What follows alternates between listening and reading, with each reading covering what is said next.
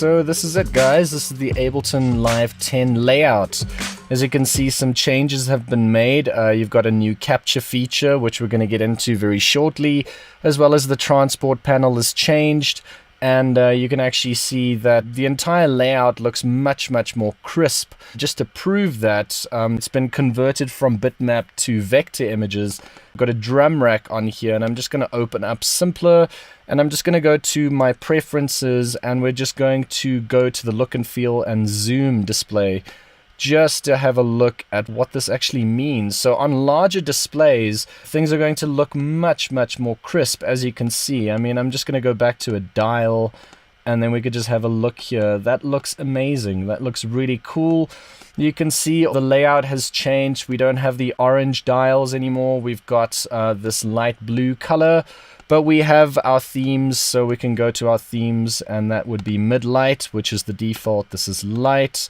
This is mid-dark, this is dark, and then obviously the original Live 9 theme, which you guessed it, gives us back our orange dials. But I'm pretty happy with the new theme layout. It looks really amazing. That is kind of giving us an idea of the amount of work that went into making the actual experience of working with Live much more enjoyable. I also heard that the frame rate of the motion video display has now been changed to 60 frames per second, which means the actual display when we're looking at our arrangement view looks much better. I mean, even your play header just comes across as much more neat. So that is the overview of the layout. Ableton has also created their own font, and that is just an idea of what we're experiencing now with Live 10.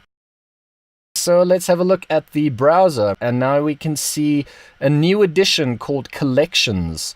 Collections allow us to actually select an audio clip or any instrument or any plugin, right click on it, and we can add it to a specific collection. So we can color code these, and then when I go back to my favorites over here, you can see that there is my sound. We can rename all of these, so if you're thinking of specific styles of music that you produce in, you'd be able to easily label these with your favorite plugins, your favorite sounds, and so on. We also have the ability to edit menus, so we can actually remove all of these or have them display, changing the layout of our categories as well, which is really cool. So let's just click done, scroll down. So I'm going to go to the packs menu, and now we can see that we could download Ableton Live packs within the browser, within Ableton. So I could just scroll down here, and now I can click on any of these to get my updates, or I can have a look at 11 available packs over here, and we can download them. So it's really easy. I don't have to actually now go to Ableton's website to actually find my favorite packs. I can download them within Ableton. Another additional feature that I find really helpful that I was struggling with previous versions of Ableton was the fact that I would complete a piece of music, and then I would have a specific group that I have certain audio processing on there that I would like to bring into a new project, which would need me to actually go into the original project, copy it over, and then having to open up a new project and pressing Command V to paste it. But now I could just do that within the Ableton browser menu. So I could go to my current project that I saved the group in, or any project thereof, and I could see here is my group. Now I could drag this over, drop it in there, and now you'll see all the channels that I've created, as well as my group instrument processing would be available to me on the fly. So if you're thinking of like certain drum bussing or certain types of audio vocal processing, it's really useful. So these are the features in the new Live browser. So here we are in the arrangement view of Live 10. As you can see, clips are colored completely. I think that graphically it looks better. We also have some additional new features. The top half of the clip obviously allows us to select the entire clip as usual, and we can move it around, as well as clicking and dragging to make a selection at the bottom half of any clip. So that's audio or MIDI clips. The difference is in Live 9 and previous versions of Live, I would need to make a split point by pressing Command E or Control E, but now I could just make my selection, hover to the top, click and drag to actually drag out that selection, and so I don't actually have to worry about making split points. We could also do that with muting. So the hotkey for muting would be 0. We can make a selection and press 0, and now it's literally just going to mute that region that I've got selected, which is really exciting. Another additional feature with audio is we have fades available without having to go to a menu over here to access them. I'm just going to make a duplicate of this audio clip, and I'm just going to give it a different color, and let's just try a crossfade.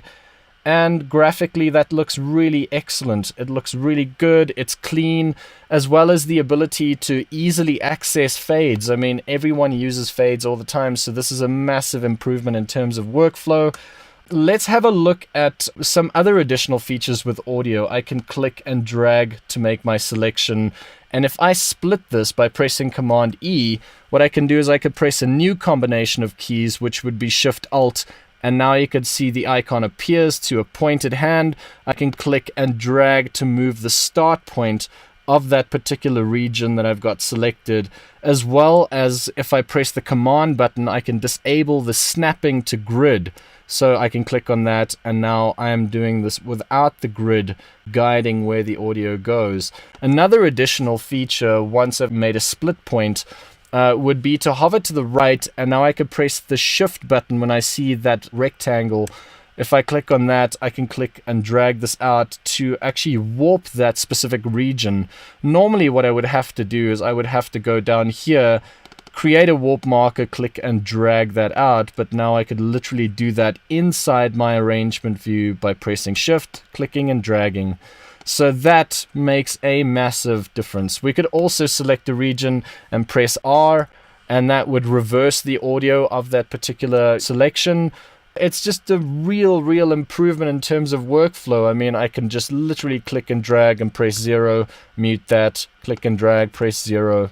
So these types of conveniences really makes a difference in terms of getting ideas done and not having to worry about menu diving and so on. So it makes a massive difference. Another cool additional feature is being able to assign the same color that your track is to your clips. So if I right click on my track, I can say assign track color to clips. So if I've got a massive group where I've got like 60 tracks or so, I could literally right click and then color code all those tracks without having to select all of them at once. Another additional feature is the ability to actually toggle loop on and off. So I could select a certain region at the top, and I could press Command L, and that toggles loop on, but normally I would have to click on the loop button to disable it. Now I could literally do that by pressing Command L and pressing Command L again. We could also zoom to a certain selected region. So let's say I'm editing this piece of audio here.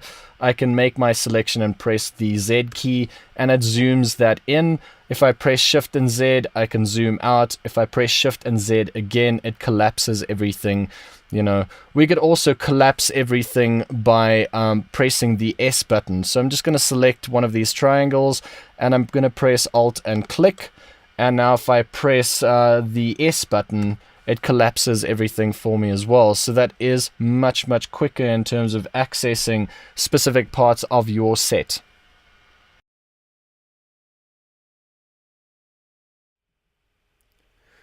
Another major improvement in Ableton Live 10 is the ability to select multiple MIDI clips and edit them at the same time. I've got a loop here in my session view.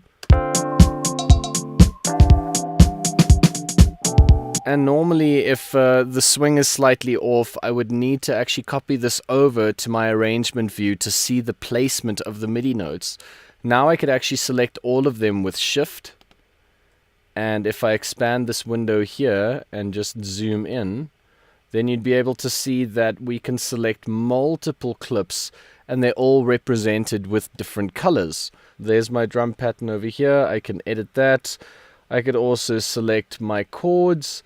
I could also select my melody. So it's all able to be manipulated, and I can actually see the placement of my MIDI notes. And if there's a slight deviation in terms of groove, it's easy for me to place that note where it's supposed to be, instead of me having to copy this over to the arrangement view. But that being said, we could also copy this over and do exactly the same thing in arrangement view as well. So I'm just going to select these 4 clips again, Command X, press Tab, and let's paste them in here.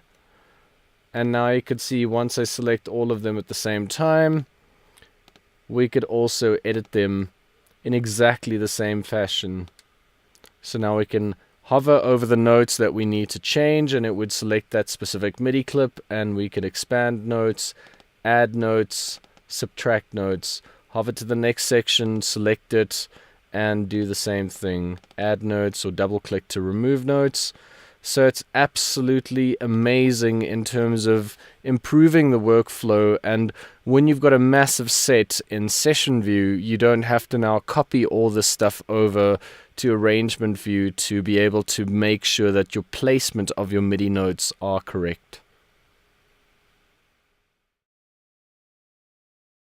So now we're going to be talking about automation mode. So Ableton Live 10 now comes with automation mode. So I can click on this icon over here, or I can press A, and we can go to automation mode. I can select the parameter, right click, and just say show automation. And now I can click anywhere. I don't need to click on the dotted red line anymore.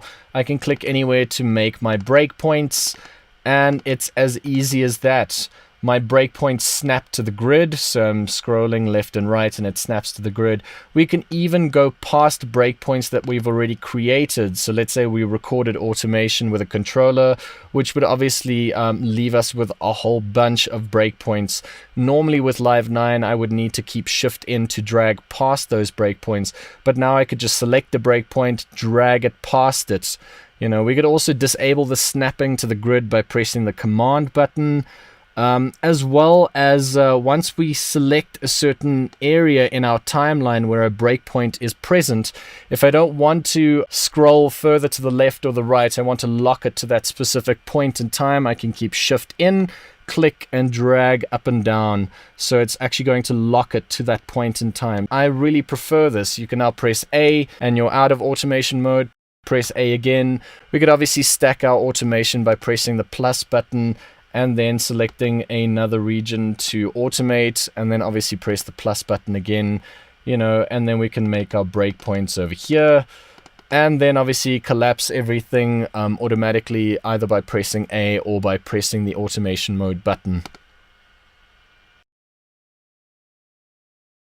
So let's talk about some new features. So the capture feature, which is this button over here, is amazing. The idea behind capture is the concept of being able to have a buffer that records MIDI information, and when you press the capture button you can recall that information without ever having to press record, which is quite amazing. So you could have a loop playing, you could improvise over that loop, and if you think that there was something valuable that you played, you could press the capture button to get it back. So let's give it a shot. So I've got this loop here, and I've got a Wurlitzer that I've got armed, and I'm just going to be jamming on top of this and then pressing the capture button.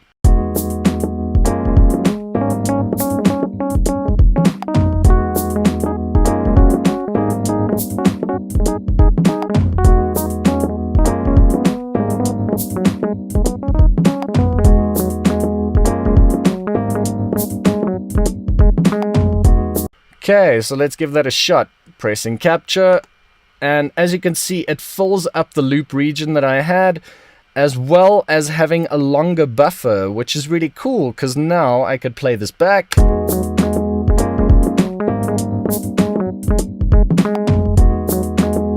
And if I didn't like that idea, I could just enable loop. As you can see, it's a 2-bar loop, and I could just, you know, select loop region and just press the down arrow.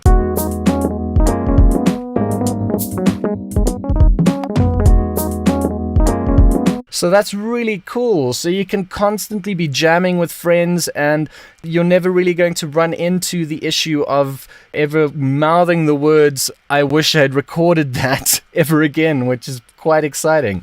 So that's the capture feature. An additional feature in Ableton Live 10 is the ability to chase MIDI notes. I've created a C minor chord here, and normally with MIDI notes in previous versions of Ableton, we would need to start from the beginning of a clip and start from the beginning of the MIDI notes generated and then voice our chord.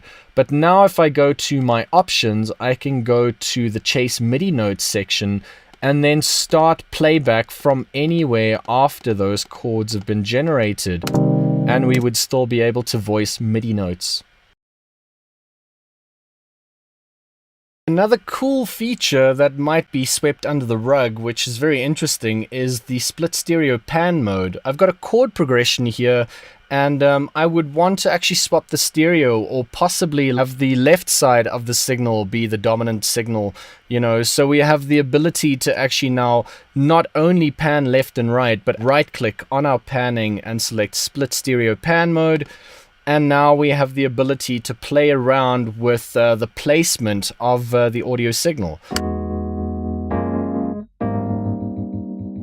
I can select this to 0, and then we can make it monophonic. I have the ability to place both on the right or both on the left, or playing around with the amount of stereo that we're actually generating. You know, now we've got 15 to the right and 15 to the left. So it's a really exciting way of kind of placing your audio and, you know, making more interesting decisions in terms of mixing. An additional feature in Ableton Live 10 is the ability to route individual drum rack pads as return tracks. So I've got a drum pattern here, and you'll see that my snare and my clap are actually clipping in the mix. So what I'm going to do is I'm going to show my chain view and click on my returns over here and drag in a snare compressor. As well as the snare compressor, I'm going to grab a limiter to make sure that I'm controlling the signal. Now I can select my individual drum pads. This would be the snare and the clap. And I'm going to route that to this A return track. So to do that, I need to click on my ins and outs. And now I can see where this is routed to, audio 2. So now I'm going to select my snare and move that to my A return track that has the compressor and limiter. I'm going to do that with my clap as well. So now we could actually control our mixing and make sure that we process our audio correctly. Very cool. Okay, so now it's time to check out one of the most amazing features of Live 10, and that is the groups within groups processing. So in Live 9, I loved being able to make a selection of tracks that I want to process together and press Command G to group them. But I always wanted to be able to create subgroups within them and process them differently before they go to the master group. So for example, I've got this loop here. And I can now add my processing on here. So I can now look for my compressor. I can drop a compressor in there. And now it's obviously going to process my drums, my Wurlitzer, bass, and chords with this regular compressor, which is quite cool. So let's just add a little bit of compression and change the dry wet. But let's say I wanted to actually process my Wurlitzer and my chords. So I can move my Wurlitzer over, and now I can select my Wurlitzer and my chords by pressing Shift, and I can press Command G, and I can group that within the group, which means the signal will be coming together from the Wurlitzer and the chords into this group over here, and then coming from this group out to the first group. So let's just have a look at that. So Alt Command I, and now I could see that's going to 4 group. This is 4 group. And the audio 4 group is going to 1 group, which means I can add additional processing in here. So if I wanted to add additional EQ, I would be able to do that. So now I can go to my EQ8, drag that in there, and then maybe let's cut out like some of the mids or the lows and some of the mids. And now we'd be able to process that, and then that is going to come to the compressor of the parent group. So that is absolutely amazing. And this is a feature that I've been waiting for a long time, so I'm extremely excited about it.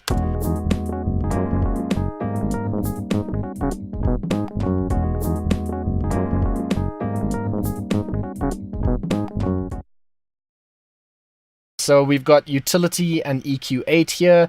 As you can see, utility's been overhauled. We've got input phasing buttons now, as well as a mono switch and a bass mono switch, which would select a specific frequency range, which would then be converted to monophonic, and an audition button for the bass mono, as well as our gain being able now to go down to -infinity instead of -35 dB, which was on Live 9. We could also have a look at EQ8, which can go all the way down to 10 Hertz instead of 30 Hertz. So overall, just, cleaning up on existing devices and just ensuring like a much more hands-on approach. This is Ableton's Echo, which is an advanced modulating tape style delay, which has internal sidechain and reverb. This is really great to actually generate some feedback loops and create some really interesting modulating delays and echoes. So I've got a loop here, and I'm going to bring in the wet. So now you can see both our left and our right side is in sync, and we can up some feedback here. And the display is really cool. Change the delay time over here, which is obviously giving us our repitching.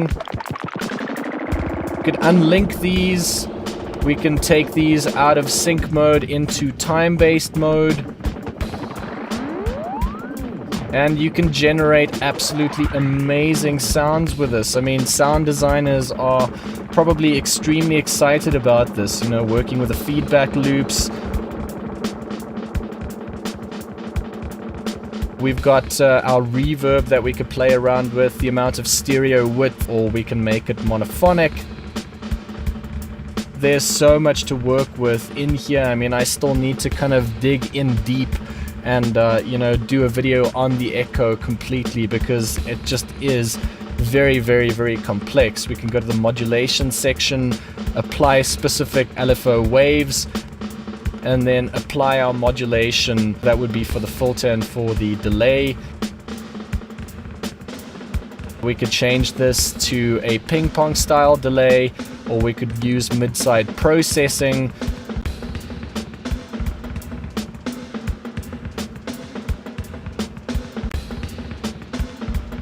It's just really phenomenal. We can go into the characteristics section. We could apply gate.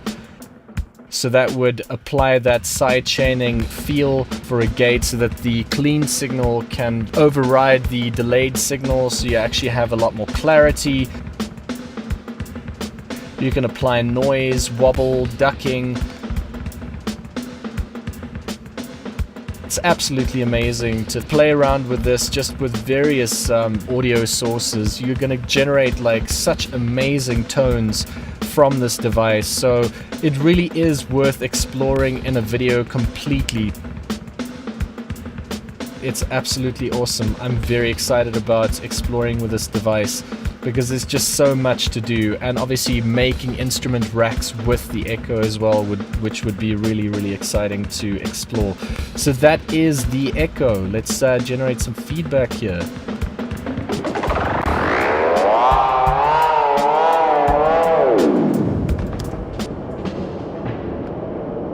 And feedback galore, man. It's amazing.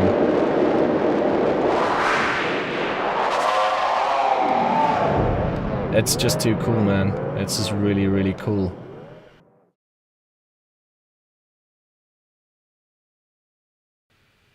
Another exciting audio effect in Ableton Live 10 is drum bass, which allows us to shape the transients, the boominess, as well as the drive of our rhythm section. Let me grab drum bass here, and we can listen to how we can shape the audio. So this is the drum pattern.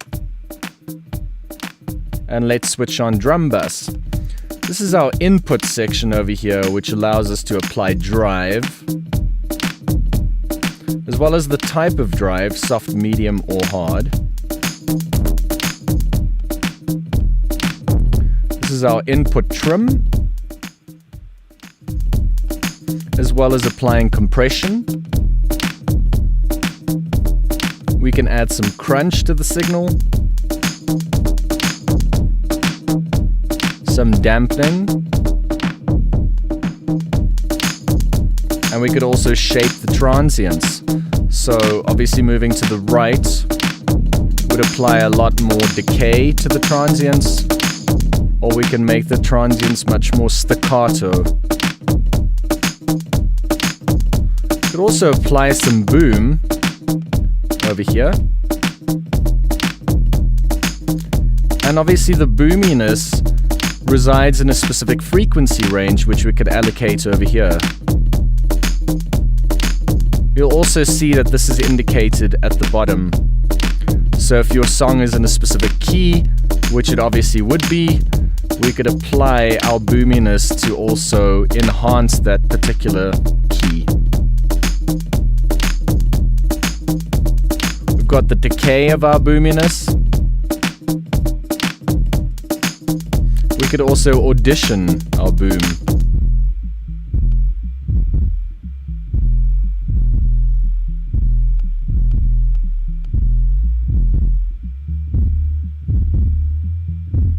Very, very cool. We have our dry wet over here, as well as our indication of the amount of bass that we've applied, as well as our output signal. So Drum Bus allows us that extra hands-on ability to sculpt and shape our transients of our audio in our rhythm section. So for all you guitarists and bass players out there, Ableton added a new device called Pedal, which emulates an overdrive or a distortion pedal. Let's just add this in here. Let's listen to the original loop. And now I could switch the device on. And as you can see, we can switch between overdrive, distortion, and fuzz. We could also balance the input gain to the output for a more overdriven or distorted sound. We could also balance the bass, mids, and treble.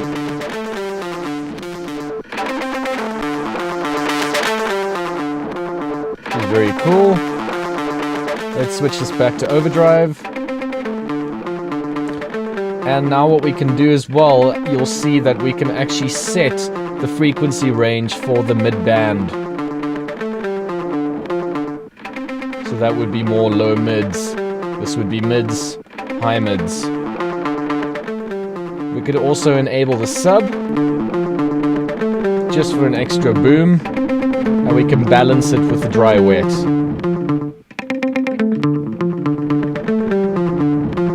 So that's a brilliant device just to add a little bit more crunch to that guitar mix. So definitely one of the most exciting devices in Ableton Live 10 would be the Wavetable synthesizer, which has two oscillators. We could expand this view over here. We've got oscillator 1, oscillator 2. We could select our different wavetables, as you can see. And we also have an amp envelope as well as two auxiliary envelopes. You'll see that this window over here has a modulation matrix which we could assign. And if we want to modulate between two wave shapes, as you'll see if I go back, we've got a sine wave and we've got a square wave. And we have this morphing dial over here, which allows us to shape the sound.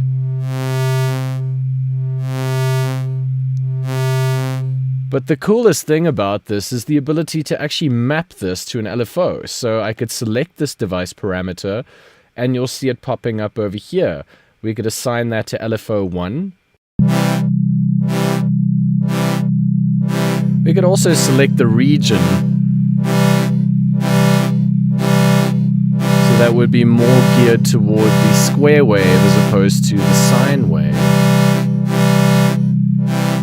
Very, very cool. We can try a couple of different wave shapes.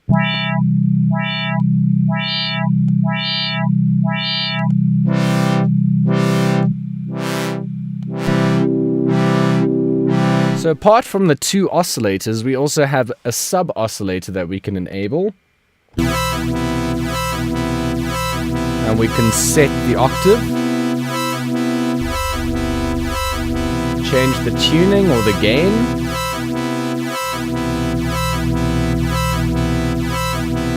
Could also transpose it to build chords, for example.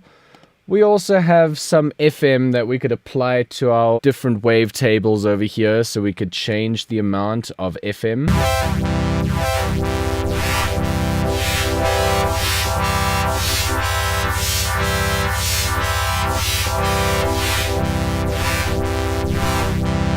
So in a matter of minutes, you could just generate the most complex, interesting tones, and it's absolutely exciting. Let's try blending two oscillators.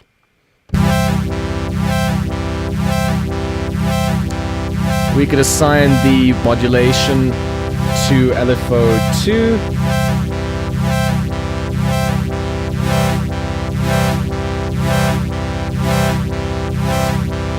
And we could start blending some shapes.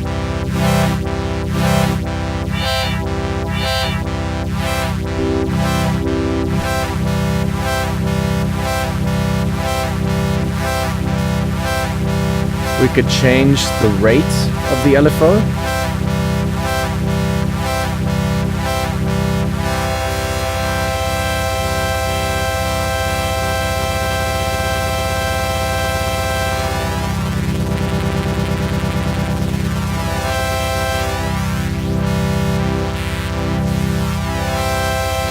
Very cool. We also have two filters over here. So filter 2 is now disabled. We can enable that. True to Ableton Live 9, we also have our different analog modeled filters, which would add the extra drive just to make it extra crunchy.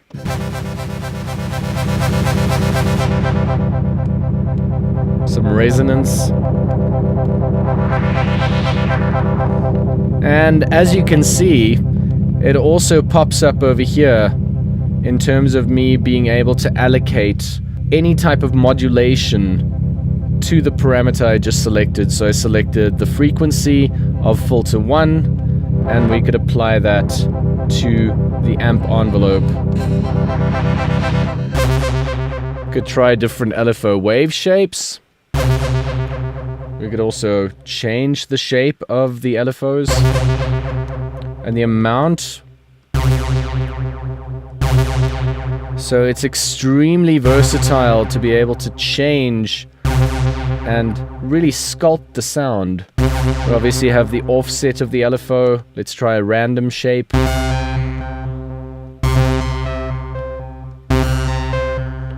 Very cool. So this is at the moment set to polyphony, which means we could play chords, but if you want to build a wavetable bass synth, we could just select that and that turns to mono, which also allows us to select glide. So let's apply the glide here.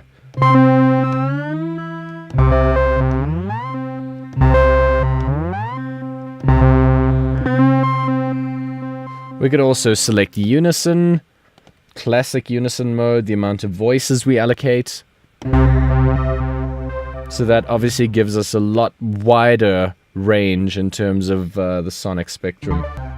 Also the amount the unison is blended.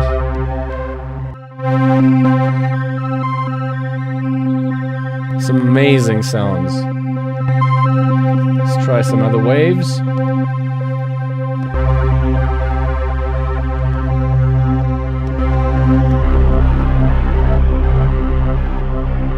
In the top right-hand corner of Wavetable, there's a visualization switch that switches between the polar and the linear view. This does not affect the sound. The linear view displays the waveform that arrayed from bottom to top and plotted with the time running from left to right.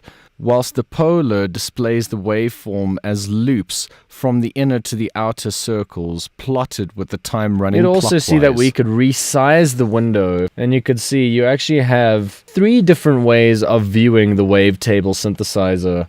You have the collapsed view, the expanded view, which gives us half of the screen, which means we could see the envelopes and the 2 LFOs. But if we expand this even further, and now we could have a look at our wavetables, or our 2 wavetables for our 2 oscillators, as well as our sub over here. So in the bottom right hand side, we could see global modulation time and global modulation amount. This alleviates the need to go into every single modulation parameter and lessen them. We could now globally control all the modulation sources.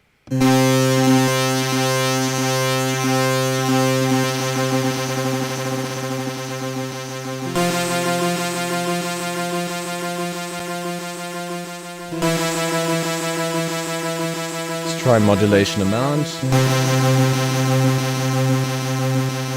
Let's shape the LFOs a bit more.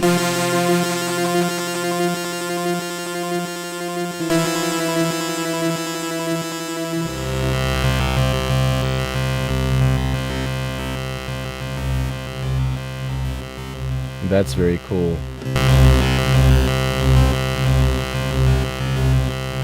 I mean, coming up with all these interesting, like, rhythmic ideas with the Wavetable is just amazing.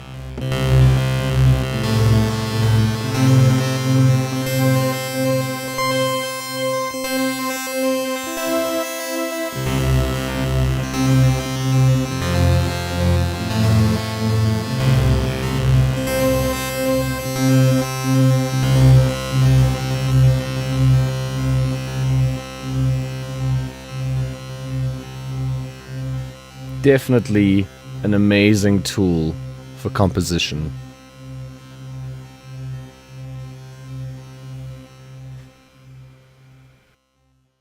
So that's it from me, guys. Emile Hoogenhout, Ableton Certified Trainer. Thank you so much for joining me and checking out Ableton Live 10. New devices, really exciting workflow updates, absolutely astonishing stuff. Check it out.